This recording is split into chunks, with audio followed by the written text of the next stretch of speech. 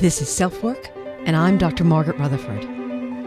At SelfWork, we'll discuss psychological and emotional issues common in today's world and what to do about them. I'm Dr. Margaret, and SelfWork is a podcast dedicated to you, taking just a few minutes today for your self-work.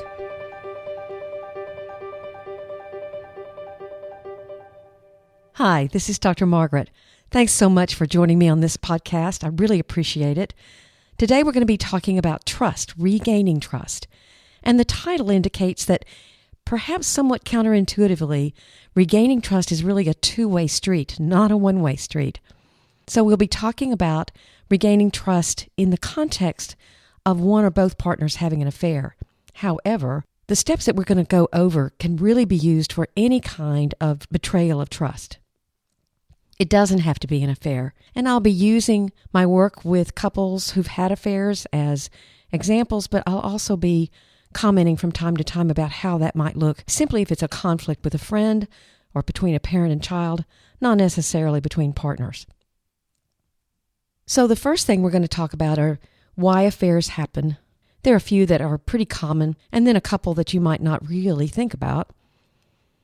Straight after that, we're going to get to the 5 steps of regaining trust. And we'll go over these in a fair amount of detail. And then the third and last thing we'll do today is that I'm going to read a letter from a listener who wrote in about her postpartum depression, how she was treated in the doctor's office, and some of the feelings she was left with of not knowing what to do about her own depression. Just to fill you in, I've been a clinical psychologist for over 20 years now. I've been practicing in Fayetteville, Arkansas. And years ago, I got a call from a TV reporter after the infamous blue dress incident during Clinton's presidency. He wanted to interview me about affairs and couples. His question to me was, do you think Hillary and Bill will actually get a divorce? I laughed and said if everybody who'd had an affair actually got divorced, there'd be a lot more divorces than there are even now. So no, I didn't think Hillary and Bill were going to get a divorce, and I told him I thought it might be really a fairly boring interview. But working through an affair is tough. Regaining trust is tough. It takes tremendous energy and lots of vulnerability on both sides. But it's important that we talk about this because the number of affairs are growing steadily. Years ago, many more men reported having affairs, but now we women have joined in. Actually, I should say married men and married women, because the study was about going outside of your marriage. So what are the reasons why people have affairs? Most people, or many people, give a sexual reason. Sex has gotten boring, sex has gotten uninventive, and that's really for both genders. Then there's avoidance of conflict. What that means is rather than working through what you have conflict about, you withdraw and you look for someone else who will agree with you, someone else who will nod their head and say, oh, I can't believe she or he said that to you. And that can often grow into an affair. There's lack of intimacy, what a lot of people call growing apart. This can happen especially if the couple doesn't do anything together anymore. I mean, I can't tell you how many times I've asked couples, so when was the last time you went on vacation? And they'll say, oh, it was like 6 months ago. And I look at them and say, without the children? And they say, oh, no, it's been like 3 or 4 years since we've done anything together. The fourth reason is what's called an exit relationship. What an exit relationship is when you're attracted to someone outside of your partnership, outside of your marriage. You either have an emotional affair with them or you have a sexual affair with them. And the very fact that you say to yourself, you know, I can care about someone else who's not my partner, in a way justifies or rationalizes you ending the relationship.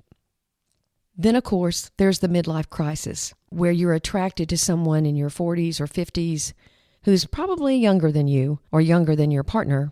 One of the things I think about these kinds of relationships is that they're really about believing you can only be a certain way when you're around that person, because you make it all about the person that you are now attracted to, when really you have those capabilities within yourself. But in midlife, because of aging and other factors, sometimes you just get scared that you can't create that by yourself. Basically, in a midlife crisis, you really see someone else as providing for you what you can't provide for yourself. But it is a reason why people have affairs. The last 2 reasons are revenge sex, meaning, yeah, I'm going to have an affair because you had an affair. That certainly is a very mature choice. And then there's the sensation thrill, that kind of edgy, dark, I'm really not supposed to do this, but I'm going to do this. I want a sensation thrill. There's an author who's talked, and actually she's a psychologist up in New York. Her name is Esther Perel, and she's talked a lot about this whole sensation thrill thing. She wrote a book called Mating in Captivity, and all her patients have polyamorous relationships, meaning they aren't monogamous. I think it's an interesting quote, and it's a little bit of a tangent, but I'm going to read it to you anyway. This is from a TED Talk that Esther gave. By the way, she's a real firebrand of a psychologist. She's a lot of fun to listen to if you ever get a chance, and she's very thought-provoking.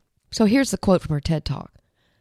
So reconciling our need for security and our need for adventure into one relationship, or what we today like to call a passionate marriage, used to be a contradiction in terms. Marriage was an economic institution in which you were given a partnership for life in terms of children and social status, succession, and companionship. But now we want our partner to still give us all these things, but in addition, I want you to be my best friend and my trusted confidant and my passionate lover to boot. And we live twice as long. So if you're interested in some of her work, again, this is a little bit of a tangent on my part. I'm not necessarily supporting polyamory, but it is a lifestyle that some people choose. You talk about the need for trust. Whew, there would really be a lot of need for trust in a polyamorous relationship. So let's go on to the steps. These are the steps that you would follow in treatment. Obviously, a lot of people work out one or both partners having affairs quite on their own. But if you seek treatment, this is certainly what I highly recommend. It is a little controversial. There are a lot of therapists that do not do this. Number one for me is see your therapist together.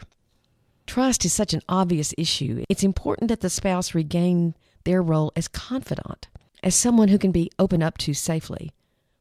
I believe it's vital that those be shared conversations between husband and wife with a therapist present. I do think that individual therapy is a good idea if you're not sure about reconciliation and you need to talk to a therapist about those feelings. But I can't tell you how many people have said to me something like, well, but I can't say that to her, or I can't say that to him with him in the room. My response is, and that's the problem. You have to learn how to say those things and talk about them. So I believe in seeing a therapist together. Now, the second step or factor or whatever we want to call it is one that's really hard. It's really hard. And this is know that the truth rarely comes out all at once. Generally, this is because whoever had the affair feels very guilty, and so that guilt causes them to not want to say quite everything. And then the other factor is they may be protecting the spouse or the partner and not want to hurt them. Sometimes the protection is toward the person who they had the affair with. Now, this infuriates the person who's been hurt, but it's just a factor. It's a part of it. In many ways, the person who had the affair wants you to blame him or her, not the person that they were attracted to.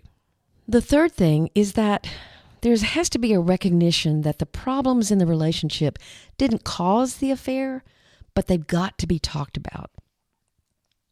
The spouse who had the affair or the partner who had the affair is totally responsible for going outside the marriage. That's very clear.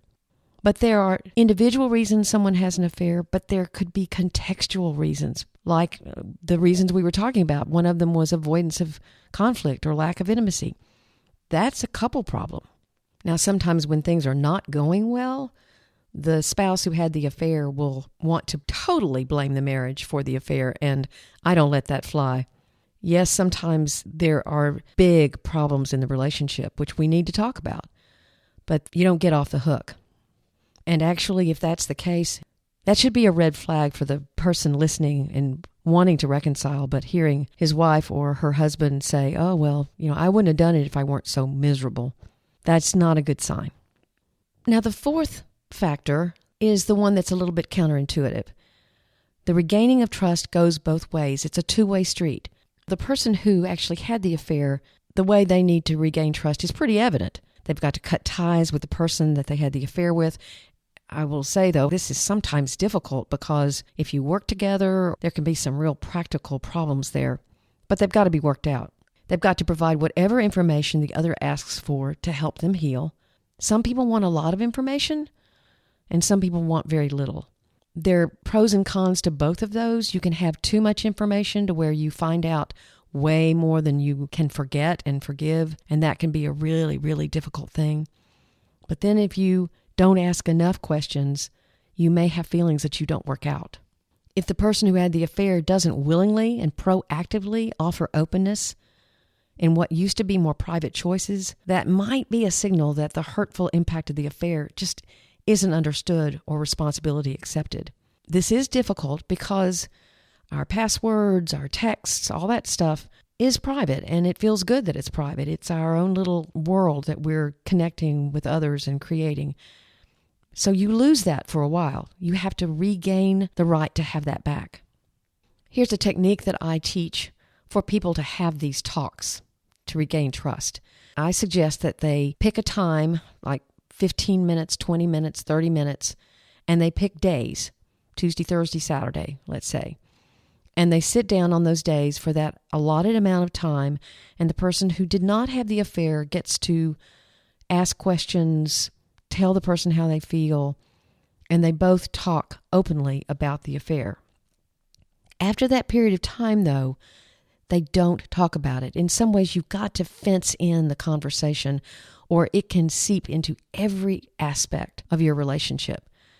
The person who had the affair can often feel attacked, invaded. You're brushing your teeth and you get asked some detail, very, very intimate detail, and it can be irritating and difficult.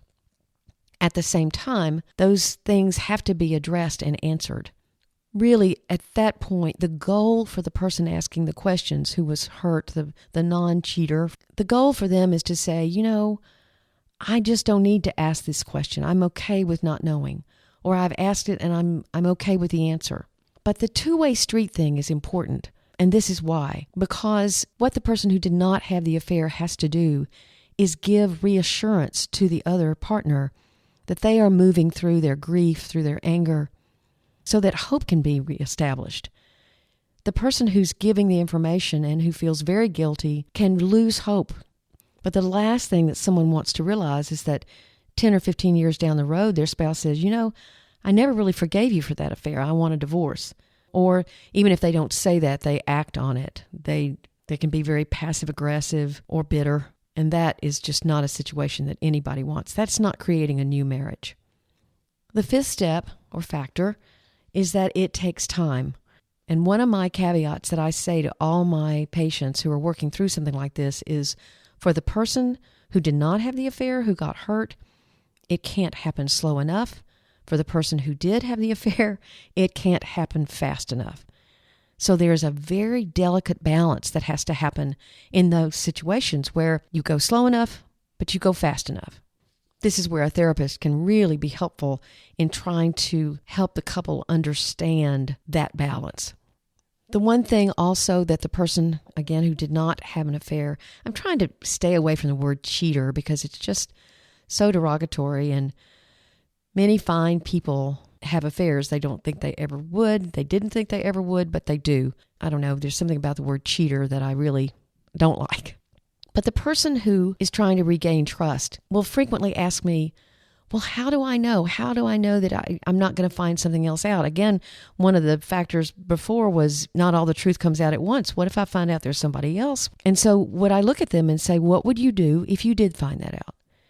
If he or she is lying to you again, if he or she is betraying you again, what would you do? They say, I would leave.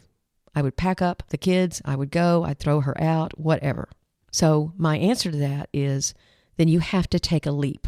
When you're ready, when you realize I have all the information that I need for right now, then you take a leap of faith, knowing what you would do if you're betrayed again. As hurtful as that would be, you know what you would do. There's one other sort of sneaky step. Not sneaky, that's not the right word. Complex. Sometimes the person who had the affair actually has very strong feelings for the person they had the affair with. Again, somewhat counterintuitively, I believe it's important for those feelings to be discussed within the couple. And what I mean by that, if you thought about calling him or her, I think it's important to tell your spouse that you had that dilemma and that you still chose not to do it because you're working on reconciling. And I get some pushback on this one because the person will usually say, but if he or she knows that I'm still struggling with feelings for the person, then I'm going to hurt her again. And I don't want to hurt her again, or I'm going to hurt him again. But this is my point. Your partner is wondering anyway what's going on in your mind and heart. So if you talk to them about it and let them know where you fall on the spectrum, how you are detaching from that person, how you're understanding why you got involved in the first place. If you give your spouse that information, he or she can heal. And it may not be as bad as what they're thinking you're doing or what their imaginations lead them to question. So I think it's an important step. The good news is that I have seen many, many people work through affairs. It can be accomplished if both people are committed to building a different kind of marriage or a different kind of partnership, not the one they had before. The commitment is to a richer, more fulfilling marriage. And it doesn't get that way because of the affair, but it gets that way because of the work done to make that relationship a better relationship. So now we're going to move on to the letter, or actually it was an email that I received a little while ago. I'll give you all that information in just a minute. Here's the email. After I had my baby, I went to my OBGYN and he said, "It's baby blues. You don't look depressed." So by the next appointment, he said, "Are you feeling better?" I just said yes because last time he made me feel stupid. A year and a half later, it's gotten worse and I'm scared to ask another doctor for fear it will happen again. I don't know what to do. Even though my husband says he's here for me, I don't feel like I can talk to him about it.